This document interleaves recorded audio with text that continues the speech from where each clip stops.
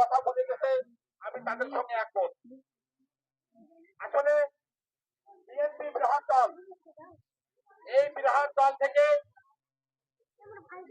Engineer Zakir Hossain সরকার কুষ্টিয়া থেকে nomination ছিনিয়ে নিয়ে আসছে ঢাকা থেকে, এর জন্য আমরা তাকে আন্তরিক অভিনন্দন জানাই।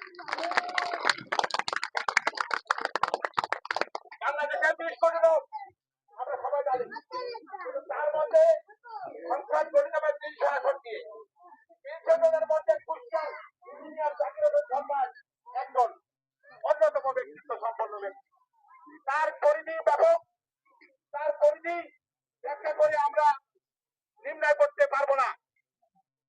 আমরা অনেকে ফেসবুক দেখি, অনেকে বিবর পত্রিকা পড়ি, দেখেন যে মাত্র 11 জন সংসদ সদস্যের মধ্যে ইঞ্জিনিয়ার আছে, তার মধ্যে কিন্তু আমার